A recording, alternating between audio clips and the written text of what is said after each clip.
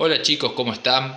Este es el segundo video de la clase de hoy, donde estamos hablando de la tabla periódica.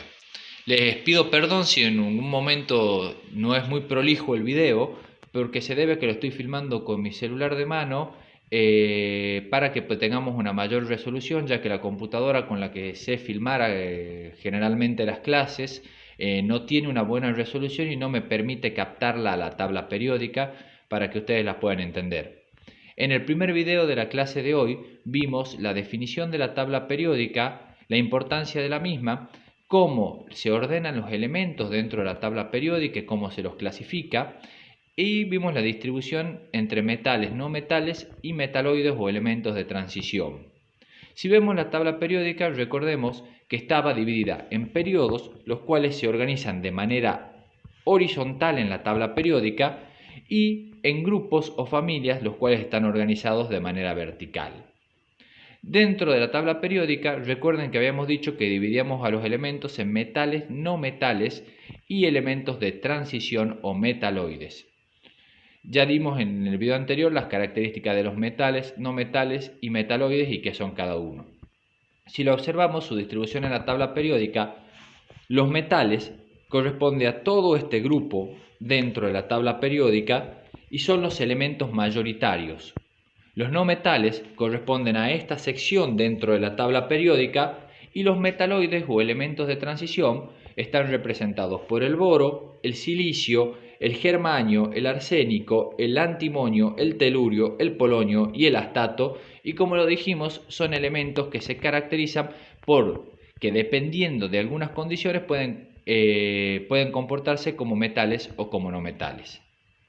Dentro de la tabla periódica, cada elemento se encuentra en un recuadro y vamos a encontrar que cada uno de estos recuadros nos da distintas informaciones o nos da la información sobre el elemento. Vamos primero a ver con un ejemplo acá que nos da la tabla periódica con el fósforo. El fósforo se representa con la letra P de su nombre en latín. Recuerden que este era el símbolo del elemento, el cual decíamos que estaba representado por la primera letra en latín y que en el caso de coincidir esta primera letra era por las dos primeras letras. Dentro de esta tabla periódica vemos que los elementos pueden ser naturales o artificiales.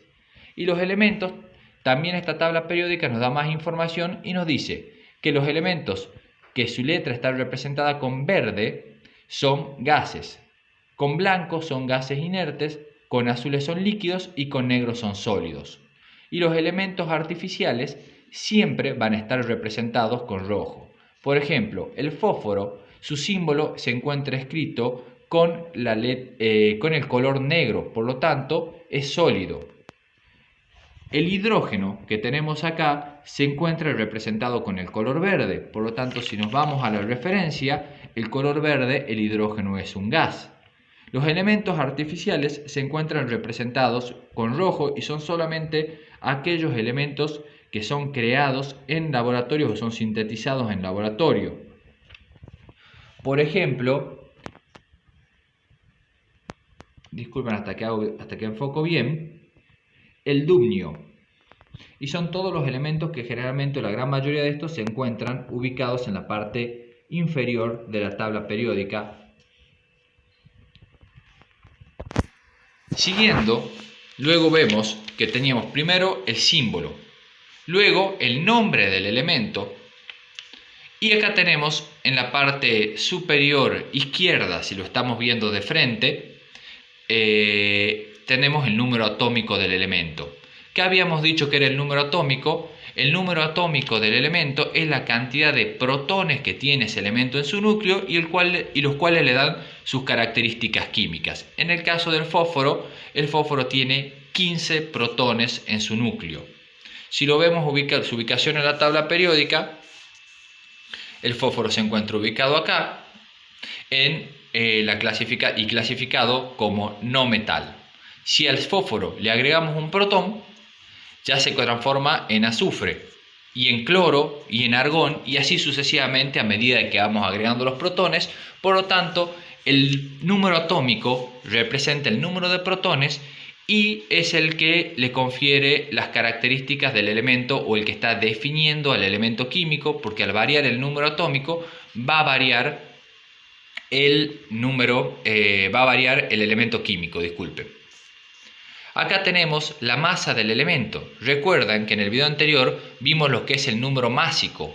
El número másico era la combinación de protones más neutrones y se despreciaba a los electrones porque decíamos que tenía una masa muy pequeña.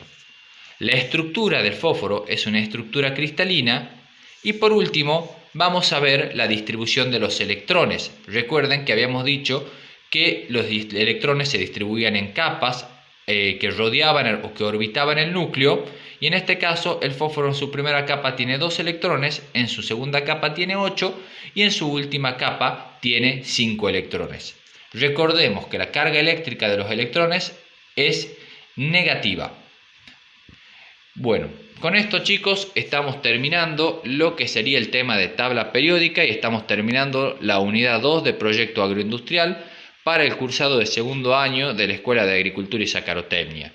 Como les dije en el video anterior, la semana que viene les voy a enviar un cuestionario sobre todos los videos como forma de trabajo práctico para que veamos lo que cada uno ha podido más o menos entender de esta metodología de dictado. Y más adelante ya estaríamos hablando alrededor de la primera semana de septiembre, última semana de agosto. Estaremos comenzando con la unidad número 3, que es la industrialización de la caña de azúcar. Espero que tengan una muy buena semana. Ante cualquier duda o consulta, ya saben, estoy a su disposición. Les mando saludos a todos y a todas.